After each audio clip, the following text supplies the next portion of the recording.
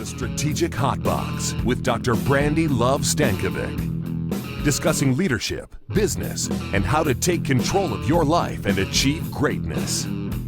From the streets of Las Vegas, energized, informed, and never diluted. It's time to kick some ass.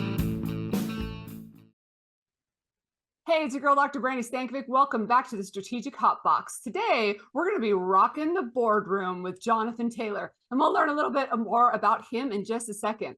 As you know, at the Strategic Hotbox, we learn, we love, and we kick ass. Of course, we have to. We have to do all three of those together. Learn a little from our subject matter experts. We love and talk about the importance of relationships in business, and then we'll give you the tools you need to start kicking ass today. And I'm sure you've been watching all of season 5 here. We're new and improved. Sometimes we're on site, sometimes we're virtual, sometimes we're in the fancy new digs at the studio. And we're lucky to have all those options and to be coming to you live today. So without further ado, I'd like to bring my good friend, Jonathan Taylor, JT, the CEO of CU Soul, here with me, but also a former rock star. Welcome, JT.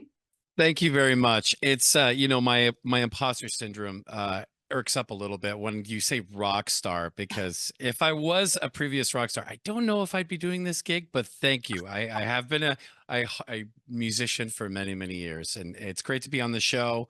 I'm a huge fan of you and the show and everything you guys do. So thanks for having me. Thank you. And remind us again of that stint you did in the rock and roll days. Yeah. So I started a band when I went to the University of Southern Maine. I live in Portland, Maine now, and a band called Loki.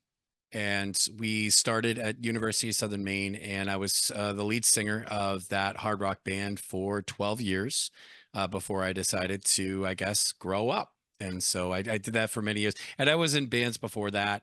And in some weird twist of fate, I'm now doing a credit union cover band and a movie soundtrack cover band. So, you do stuff long enough and it comes back around. The movie soundtrack cover band, we've talked a little bit about that because there are some pretty awesome movie soundtracks out there. That one's relatively cool, right? But when you say credit union cover band, I feel like we should just take away your rock star card. Listen, here's how that went down. Okay. Shout out to Melissa Pomeroy at the CCUA. They were doing a one-day event at the DCU Center in Worcester, and it was a sports theme because they were just launching the announcement of a endorsement deal with the Worcester Woo Sox, which is the Red Sox affiliate. And they called me up and said, "Hey, you're a musician. We want to do something fun. Do you want to come and play? Will your band come and play?" Here's the problem. I didn't have a band at that point. I did not have an active band. And I said, "Oh, sure. What do you want to do?" And they said, "Well, we want to do like, sports themed stuff." And I'm like, "What? Like center field and like, glory days and stuff like that?" And they're like, yeah. And I'm like, "Okay, we could probably pull something off."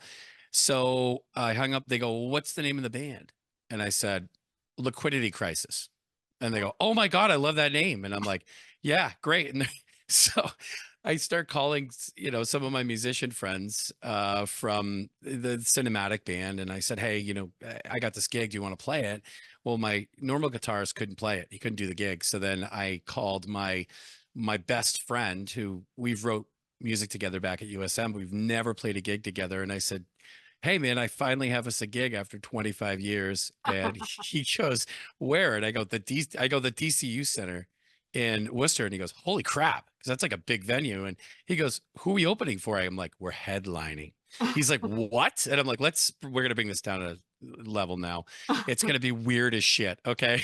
It's a convention. There's going to be booths. It's at noon. There's going to be a beer garden, but it's going to be super weird. And it's going to be you and me, and we have to do sports themed. And he's like, "What? Like center field and glory days and shit like that?" I'm like, "Yes, that." And he's like, "All right." I'm like, "I can get you $500. He's like, "Okay, yeah, I'm in." So we literally put this band together on the spot. And we played the gig and it hit. and everybody loved it. And then from there, Melissa came up to me and said, that was great. I'm your manager now. I'm going to book you for all these credit union shows. And we're doing this. And I'm like, is it really that easy to get an endorsement deal from the league when it's something you want, Melissa? And she said, yes. So it just happened. I shake my head every day we're planning on playing June 3rd at their fintech summit, and I'm like, I can't believe this is something I'm doing now. It's just so funny, but I'm bummed to it miss gets it gets me into a convention. It allows me to promote See You Safe and the initiatives that we're doing, Yeah. and it It's allows me something to that you do love. something. Yeah, have fun. Yeah, the only thing that scares me more than a credit union cover band is the credit union cover band groupies that might wrong with that. Those are not a thing yet, but Work it out. there's still time. Oh, We'll see how it goes. And we're trying to now integrate different songs about money, right? Because of the liquidity oh, crisis. uh-huh. And so we're just having some fun with it. It's a silly thing that, we can add a little flavor to a few of these events. So what inspired you? So you were back in the day, you're working with music, you're writing songs, you're going Mhm. through school. What inspired you to become then a CEO? What was the impetus? Well, I what what caused me to say, okay, it's time to grow up was my daughter. I was a teen dad. I was 17 when my daughter was born. So I wanted her mom and I never got married. We were babies, right? And so when she moved away when she was 5, I just from then on just had this dream of getting her full time and living with me. And so when she was 12, I was actually at band practice with Loki, and she called me up and said, Dad, I really want to move up and live with you. And so I said, okay, it's time. So we were right in the middle of the studio cutting our new album. So I said, guys, I've got a little bit of time. Let's cut the album. Let's do the tour. If it hits, great. If it doesn't, that's it. And it didn't. I mean, it did well, but it didn't hit. Mhm. And she moved up, and then I, hyper focused on my job at the Maine Credit Union League Insurance Trust, and Mhm. just dove in with both feet in the credit union space. And then many There years you are. later, here Yeah. I am. I think about the parallels of my career, right? So I don't know if you know this, but my first life was in dance. And Oh, so through college and then even through grad school, and I would dance around town. So whether that was in bars or it was at new grand openings of malls or the cool. San Diego Zoo or just whatever, on dance on different dance troupes and things. And I relate my stage presence, my awareness of my body, my understanding of my inflection and my volume, positioning, body language, icon, all that stuff, and overall nerve management to the time that I spent in dance, right? So if I hadn't have 100%. had that career, I wouldn't be the public speaker that I am today. Are there parallels for you in the roles that you're doing at now that are from your time in the music career? Your music A career? million percent. And we were just talking about this actually when I was at the QSO. First off, collaboration. I think that one of the things that I love about music is that you bring an idea to the table. You think where you want to go with the song, but if you've got bandmates that um, you know, are really creative on the same wavelength, they will take it to places that you could never have thought of or dreamt it would have gone ultimately. And so I think from that standpoint, when you talk about the work that we're doing in the movement today, especially in the QSO space, it's like, what are we doing? We're trying to um, ignite passions and solve problems, right? And And working so together, just 100%. And so it's like, so working together and collaborating, you can make a much better song overall. So that's the first thing. The stage fright thing, 100%. I mean, yeah, people tell me, they go, don't you get nervous? And I go, right. absolutely, every single time. Just Mhm. like every single time I stepped on stage, I would get nervous. Mhm. But what gets me through it is, and this is what I learned being a performer, is that right when the lights come up, it goes away, right? And you go in the zone and you just do it. And so, when I advise people about presenting now, I say, look, you will always be nervous, but you just trust yourself enough to know that when it's showtime, it melts away. So just believe that it's going to go away, but it's going to be there every single time. I think that that's beautiful and soft, heartwarming advice, but that is so not true for me. Like No.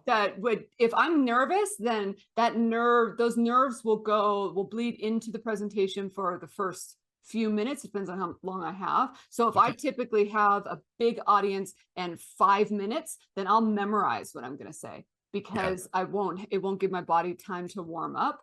But it does happen, it does transition, but it isn't like an immediate kind of excitement energy. But for me, it is how good my body is at managing through the nerves, right? Sure. So Sure. there'll be moments like I learned that I sweat when I get nervous or when I'm anxious. Now I just look great in black, right? So it's those moments where you just get to know those things about your body and about yourself, and you can manage through it, and physiologically your body can go through it. So that for me is it. But it's also, the purpose and the path that you're giving, you want to give to people. But what you said is you'll always be nervous. Yes, if you're pushing yourself, because there are definitely days where I don't get nervous. And then I think, am I pushing myself outside of my bounds enough? Yeah, 100%. I also think it's about preparedness. And if everything is going to plan, you know what I mean? Like when the technology fails, I always like to have backups to the backups, because if you have backups, then everything goes smooth, right? When it comes to all of that. But yeah, for sure. I think if things, I think back to Nicuso, there were some technology issues with the remote for a few of those folks. And it was interesting to see some folks that could just hammer through, and others that, it kind of knocked you off your game. And I can understand being in situations like that, where if something is off when it's showtime, that can definitely take you off your game a little bit. But you do push through it. You do recover. I mean, the fire alarm went off in the middle of the presentation in Orlando last week. So, Oh, no. you never know. You really never know. No. How do you then, in this career focused role, and obviously it's been, a couple decades at this point in focusing in financial institutions and serving people, how do you keep up with that demand of leadership and those individuals while also kind of staying true to who you are? It's just being authentic, I think, and just kind of bringing strengths to, add value, within at this point in my career, I know what I'm good at and I know what I'm not good at. And so just really leaning in, just being authentic and being honest and open about what you are good at, and really, really doubling down on that. For me, I know I'm a talker. I have the gift of gab. I know I'm a decent communicator. I know I've got some skill sets, like a great example, number one, the liquidity crisis piece, and just leveraging that. But then also, the podcasting that, I literally fell into, as a favor for a buddy asking me to raise his little girl, this podcast that he started, James Gilbert, shout out to him at CRM Next. And just what that has done for me, and what I've learned, and now that's leveraged into doing podcasts with some of the biggest events out there, and that started from that ask from working with Stephanie at America's Credit Union Museum, at which you were on. You and your mother were on that, because Stephanie and I were trying to figure out. I said, hey, it'd be fun if we did a generations, podcast, and I was like, who would be good for that? And Stephanie's just like, really, dude? And I'm like, what? She's like, oh, maybe Susan and Brandi. And I'm like, are they related? And she's like, oi. But we had you on, and you were like, actually, I appreciate that, because I've worked really hard to, blaze my own path, which you have. So, anyways, we look so identical and we act so, right. it's so weird, right? I love you guys. You guys are great. But, it was kind of leveraging that skill set and having it now turn into Yeah. value adds. And now here's Yeah. CU Soul getting featured at these different events Mhm. and having access and being able to help and You're right. just coming back from NICUSO and running that podcast there with Jim Ryan from Circle. I mean, it was just an honor. Yeah. NICUSO's one of my favorite conferences, and now I get to be a part of it. It's really cool. That's great. And I Yeah. think that you spoke to it right off the bat and that in being authentic, right? So if Mm. artsy and creative is who you are as a leader or who our listeners and watchers are as a leader, as leaders, then be true to that. And I think that it's when people force into things that it's difficult. I also know that, getting older and being the human that I am, sometimes we lose sight of some of those core things that we have inside of us. And it's fun to dabble and interweave and things. But I also think it takes a certain amount of earning that. Mm. And maybe I'll go on a limb, maybe I'm alone in thinking this, but when I talk to young leaders and things, I part of me thinks just put a suit on, right? You haven't earned the right to wear a gray t-shirt. They're like, oh, well, Zuckerberg does, or Steve Jobs does. I'm like, oh, okay, right? Yeah. So when you're making billions of dollars a year, then, call me back, right? But until then, earn it. And I think that once you Yeah. get to a place where someone is understanding your message, your purpose, your organization's message, and you get to that level where that value is inherent, then being a little fun outside of, Right. of things is perfectly appropriate and perfectly, authentic. Well, 100%. I mean, my personal motto is if it can't be fun, it can't be done. We do this work. It's such a large chunk of our lives. We're doing this work. So, and a lot of this work is it's noble and it's heavy and it's hard. So how can we have some fun while we do it? We have to be able to enjoy ourselves. And that's my motto. And that's what we do every day at CU Soul. Yeah. What, so over the years, I'm sure that you have received criticism as a musician, right? So I mean, Oh God, like yeah.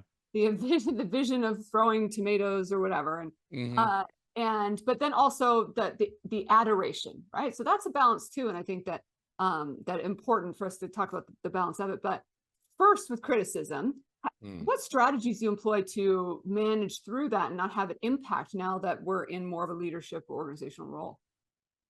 Yeah. In speaking to on the musician side of it and then kind of moving over, first things first, it depends, right? Which I know that's a cop out. It depends on how it's delivered and in what way. I've never read the comments. I'll never read the comments, right? Really? Because in certain environments that can be really, really difficult. But Right. as far as criticism that way, I always welcome honest feedback, Mhm. in a respectful setting for sure. That being said, you hear stuff from the stage and you just got to let it roll off your back because you have to understand you can't make everybody happy for Right. sure. And in many cases they're right and you may not want to hear it, but it's important to get the feedback. For me, I always hated when people would give me feedback after everything was done. Hey man, great job tonight, couldn't hear you at all. And I'm like, oh Would God, have been nice to know that at could the you beginning. Right. could you tell the sound guy? Could you Yeah. please tell the sound guy, like give those notes during so we can tweak Adjust. Yeah. this to give you a better experience, right? Like ultimately, that's the sort of stuff that would kind of kill me. But I've always welcomed it, Mhm. and it is hard sometimes. I mean, noble crap. It is hard to sometimes hear the truth, but it's important to your growth. Yeah. You can't build up a muscle until you break it down. And it may not be the truth, but it's someone's truth, right? Right. Someone's perspective. I always read the comments. And I actually seek it out. I mean, the team that supports our producers of the podcast, the Hmm. Vegas Video Network, can attest to this. Like at the very beginning, I'd be like, okay, let's sit down, let's debrief what works, what doesn't, and I still do it. Where there's Hmm. anything that came out of today that we can learn and do better for next time, and because I constantly want to have that mechanism for improvement. Now, Sure. mind you, if I hear the rumor mill, then I'm very non-reactive, right? So I've Hmm. gotten to a place where I can't give something emotional energy unless it matters. Right. you know, Right. and that's, I think, that what you're speaking to as well, because the more you're doing, the higher you go, the broader your reach, the more that stuff comes in. But yeah, I mean, I can't lie that it does impact from time to time. Or like you have this really great session and there's that one person that puts that Hmm. comment and you're Hmm. like, Hmm. oh. Well, So I get it. Now I yeah, 100. started yeah, go Oh, ahead. good. I was just gonna say, and you know, and that's that. There's the music side of me, and then there's the professional. You know, when it comes to the programs, the solutions that we're building, and knowing that the end user for a lot of this are members and our credit union clients. Um, I'm all ears. I mean, please, you know, setting up a realistic expectation and saying, look, we don't know everything. We're learning as we're going. We're gonna fall down. We're gonna skin our knees, Hmm. and but we're going to do it together. And please, you know, give us the feedback so that we can refine this thing. Nothing's ever going to be finished. Nothing's ever going Yeah. to be perfect. You know, I like to say we're building a sandcastle and the tide comes in twice a day, so Hmm. we just have to keep plugging away. Hmm. So a little bit different on the professional side, but Sure. certainly yeah, yeah. Yeah. The so I mentioned at the very beginning we were talking about criticism, about the opposite end of that, and that's the adoration, right? So Mm, often we forget about when we're on the road doing the work in a leadership sense, or when you're out in the event arena and getting the direct feedback from fans, et cetera. There's adoration in that, there's validation in that. And right. then you get back on an airplane, you get back home, and we've talked about reintegration with other guests and things in the past, but I think adoration is important to recognize as leaders also. And if we're the boss, that making sure, or if we're not the boss, making sure that our bosses know that we support them and love them, Mm. and ensuring that we're recognizing the people around us. Yeah, I agree. It's adoration is lovely. I think when it's earned, you know, when you've done a good job, I certainly really appreciate that. I have always been a fan of driving that sharing it, spreading that adoration around, especially, you know, if it's a full band, if it's a full team, you know, let's spread that around and give credit where credit is due. Because I think that you need those little, you know, I think that the compliments, the adoration, if you're using the metaphor of running a race, those can be those little cups of Gatorade, you know, Sure. Mhm. that they grab along the way that can keep you running the race. So being mindful of not only how to accept some of that, but also how to share it around and spread that energy around the organization. It's a must. It's an absolute must. Mhm. And you see, you've talked to us about communication, you've talked about collaboration, we've talked about criticism.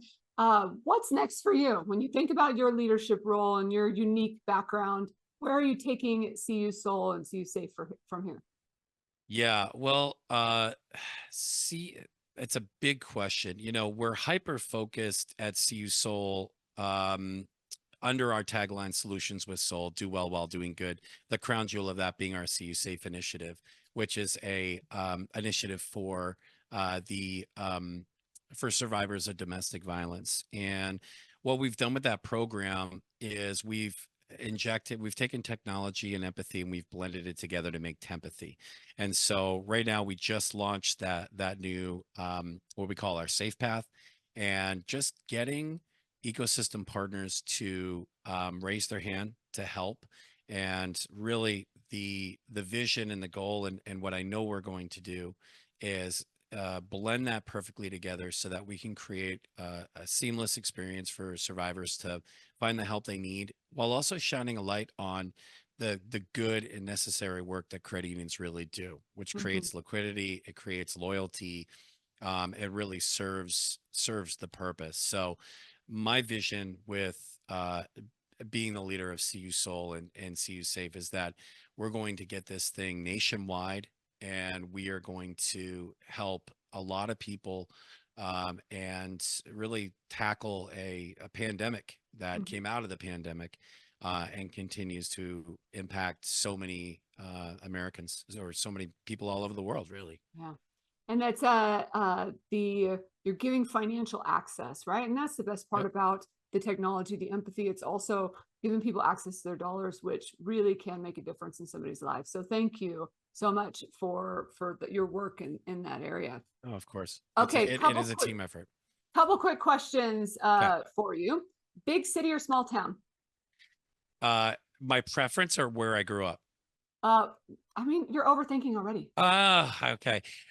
Small town, small All town. right. I Such a like a small city. I town. like a city. I like a city town, which Portland, Maine's perfect. It's just the Ah, right there you size. go. And Goldilocks. old friend or new acquaintance? Old friend. Hmm. Old friend. If I could, I would blank every day. If I could, I would create every day. I would I create like that one. something every day. That's good. And the world would be a better place if. The world would be a better place if I think we all were more honest about how vulnerable we truly are. I love it. Perfect way to sum it up. We're going to head out to our shout and come back for some kick-ass takeaways. Cześć, jestem Helena, jestem fotografem i jesteśmy dzisiaj w Paryżu. And you're listening to Brandi on the Hot Box. Thank you to my friends in France and the photographer for sending us a shout out here on the Hot Box today. Appreciate you very much. All right, JT, what is your takeaway or your advice for our listeners and watchers? My advice is that there is nothing that can't be accomplished if you continue to be creative, to collaborate, reach out, phone a friend, and share your ideas and your pains and your passions. And I would also say, be bold and be curious. There's a lot of big problems out there that we can solve in this movement. And so, I think the death rattle of every organization as well, because it's the way we've always done it. We need to shake things up and we need to move now. Yeah, move now, collaborate, work together. I love all those. You also brought up authenticity. And I think that that's a takeaway for me from our conversation in being true to who we are, earning it, being true to who we are, but making sure that we're weaving in some of those other sides of our life into our leadership, because it allows us to be vulnerable, to your point that we just had. Absolutely. And if people wanted to get a hold of you, how would they do so? So if you can go onto our website, thanks for highlighting that, cusoul.org. We also have a new website specifically for the CU Safe initiative, which is cusafe.care. You can go on there and specifically look at that program. So you can go on there and reach out to us, or you can jctaylor@cusoul.org. Shoot me an email, and I'm a collector of passions and pains. So please reach out if you want us to help. Thank you. And I actually think that we should get you and Miriam back and actually talk about some of the work that you're doing in the field and the impact you're making on people, and kind of switch up our topics. I know I had to hear more about your rock stardom in our conversation today, but maybe we'll have you back and we'll do a little bit of that as well. Thank you. I would love that. Thank you so much. Part of the Hot Box today. And I want to leave all of you with, if you'd like to see a particular topic on the Hot Box, email us at podcast@strategichotbox.com. And as always, we're available on all the platforms at this point, and Apple, Spotify, TuneIn, YouTube. We even have a Roku app. So if you are ever just hanging out and you want to download on your Roku an app and watch it directly from your big screen, you can see me on your big screen, then please download that and check us out. And of course, on all the socials, we'd love for you to come stop by, see some behind the scenes and some of the stories of our guests. Until I see you again, get out there and kick some ass.